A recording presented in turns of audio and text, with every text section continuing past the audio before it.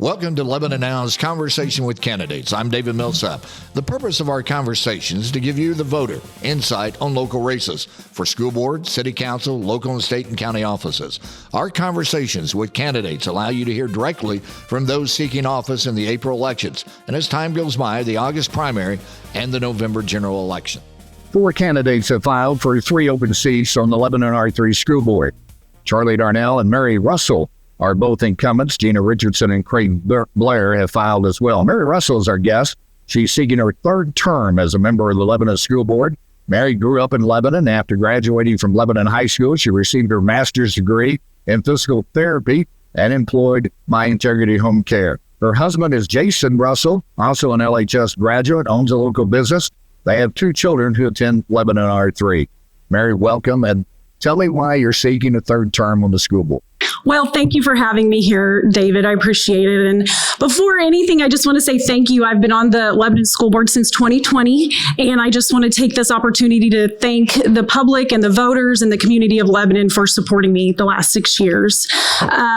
Like you mentioned, I'm an LHS grad. I am a product of Lebanon schools, and I'm proud of that. In the 12 or 13 years I've spent in Lebanon at the school district, I've had some great experiences with teachers I still think about and talk to my kids about. And when Jason and I started a family, we made the decision to come here to raise them because we love this community and we love the people that are in this community. And so I have learned a lot the last 6 years. And like I said, I'm proud of our schools, and I would love the opportunity to continue to work to make them even better. Tell me, what are the biggest issues facing the Lebanon public school system, and how do you plan to address those issues in the future? So I think we can all agree, no matter what, that for any school district, and especially Lebanon, our students come first. And I don't think that's up for debate. I think we can all agree on that. And so when you really say that, though, that sounds good, but what does that mean? And for me, what I've found in my tenure on the board and what research has shown for years is that the biggest factor, the most important factor that makes the biggest difference in our students' lives and in our students' achievement levels is the classroom teacher and the classroom support staff, and really anybody at the schools that are face-to-face with our students every day. So that's, of course, the classroom, but also the hallways, the cafeterias, the buses. And those people are who make the biggest difference in our students' success and just in positive outcomes for our students. And that kind of leads me to my next question of how do you balance the needs of the student, the need of the parent, the need of the staff, both certified and non-certified, and concerns of the public when it comes to decision making? Yes. And so I think, like I said, because of those staff members have such a huge impact on our students, and they are our priority, that in order to take care of our students, we have to take care of our staff and our teachers. And so what does that look like, David? That looks like competitive pay and benefits. And thanks to this generous community and the passage of Proposition Lebanon Schools in 2018, we have been able to provide, substantial raises to our teachers and our staff. And that's not to be discounted. That's not to be dismissed. That's very important. And we are very grateful for that. But there's still work to be done. We need to really dive into those schedules and make sure everybody is in the middle of the pack. We need to look at teacher work days and make sure those are comparable. And then moving forward, we need to make sure everybody stays in the middle of the pack, because that's what's going to bring great qualified teachers and employees here. And that's also what's going to keep them here so they can pour into our students. And so I think that's a big part of it: competitive pay and benefits, as well as, just really creating a culture and a morale for our staff and teachers where they're inspired to teach and inspired to show up. And then that also inspires our students to learn. And so, supplying and providing materials and resources and support in the classroom for our teachers and our staff. And also, letting teachers teach, and that we let them show up every day and do what they're great at. And I think that trickles down to the students, and that trickles down to achievement and, like I said, positive student outcomes. There's a push at the state legislature for open enrollment, and I'm not sure anybody knows exactly what that looks like. But the general idea is allow parents to choose whatever district they want their child to attend. And I think almost everybody would agree that having parents that say, yeah, I think I should get some voice, some ability to choose my child's education path. However, there are some issues with that. Should the Lebanon R-3 School Board be concerned about the idea of open enrollment? And I guess also look at the fact that now public dollars are going to private institutions for children's education, and that takes away money from the public school system. What do you see as if there is a threat, and what do you do about that at the local level? So, school funding is always an uncertainty, especially this time of year when Jeff City and the legislature is in session. And we really won't have any clarity until they're out of session and, until we approve the budget and the governor signs the budget over this summer. And so I think the best way to handle open enrollment is to make Lebanon and keep Lebanon so enticing and so amazing that our students and our families can't help but want to enroll with us because of the opportunities we provide and because of, again, our amazing staff, our teachers, and to see that our students are walking out of LHS upon graduation with the experiences and the knowledge that they need to be successful in their adult world, whatever that looks like for them.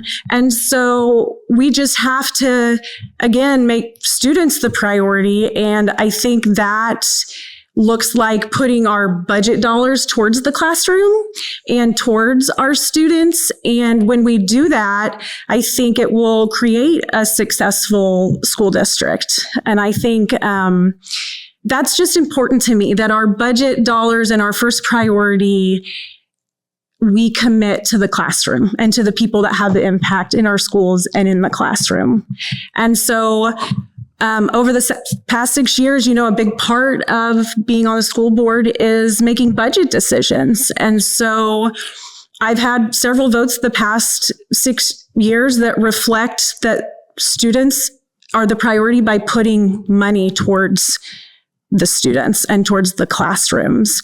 And so I've made motions to increase cost of living raises for our staff and our teachers, and to provide information on better health insurance benefits, and to try to take care of our staff that way so they can take care of our students.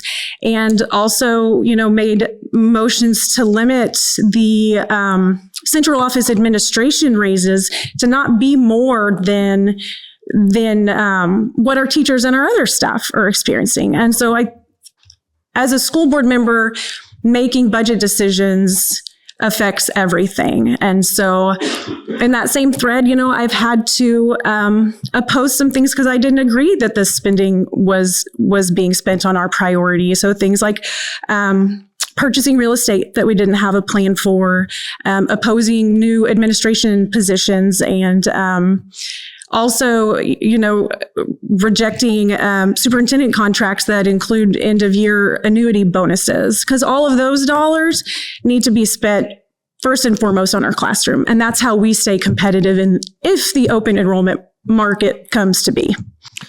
So that leads me again to the question about budgets, because as you know, this is a nonpartisan election. You don't have to declare whether you're a Democrat or Republican or any other political affiliation.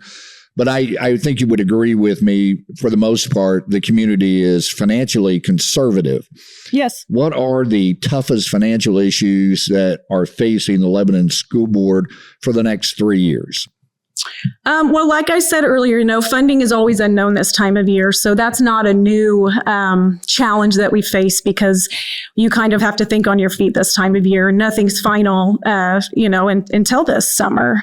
And so we have seen record revenues this year from a local and state efforts. And part of that, as many people know, is because the state turned up the heat on the counties to increase assessed valuations last year. It was a reassessment year. And so I think in Lickley County, it was around 10%. Everybody kind of saw their value of their property go up. And so then that leads, of course, to increased tax bills. Fortunately, in the state of Missouri, we have the Hancock Amendment, which is a state law. You may be familiar with it. That protects the taxpayer in those years where assessed valuations go up. And when those assessed valuations go up higher than the rate of inflation, the Hancock Amendment kicks in. So the board sets the levy for the school district in August of every year. And so this past August, the Hancock Amendment did come into place. And so we complied, of course, and rolled back the operating portion of our levy back, the 14 mandated cents.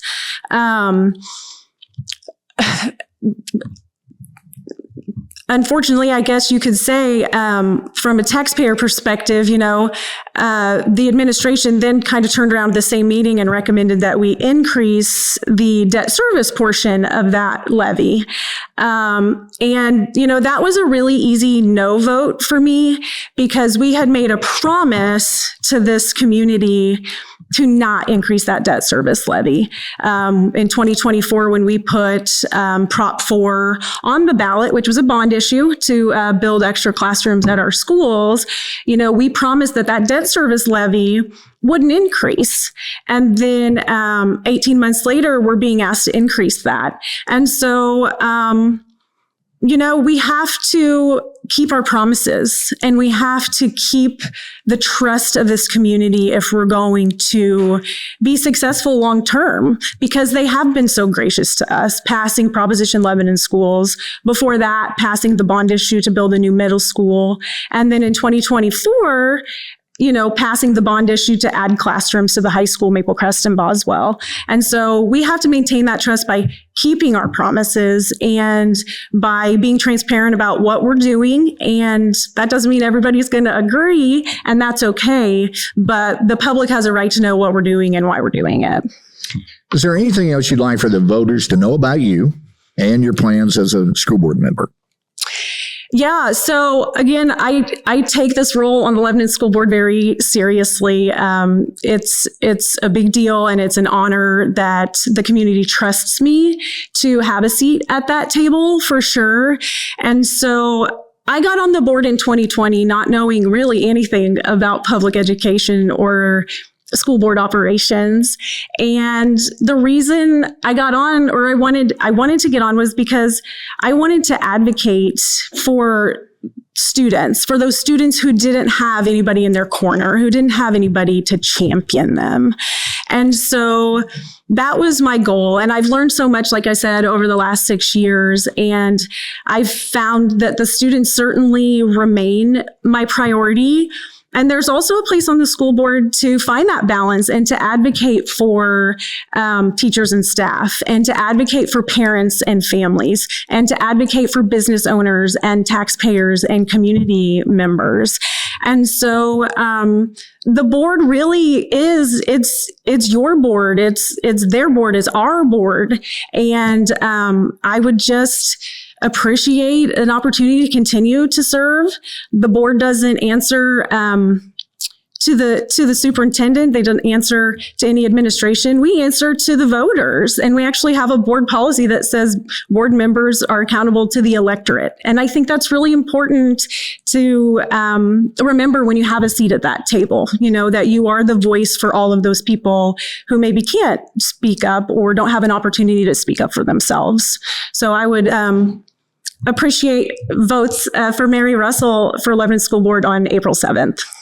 All right, Mary, thank you very much. And Lebanon Now would like to make sure that you understand the importance of getting out and voting, especially in the April 7th City Council votes here in Lebanon and for the school board. Voting is a gift that is given to us and a responsibility for citizens. I'm David Millsap for Lebanon Now. Your Vote Matters is sponsored by Boattown Brewing, City of Lebanon, Representative Knight of District 142, Representative Bill Hardwick of District 121, and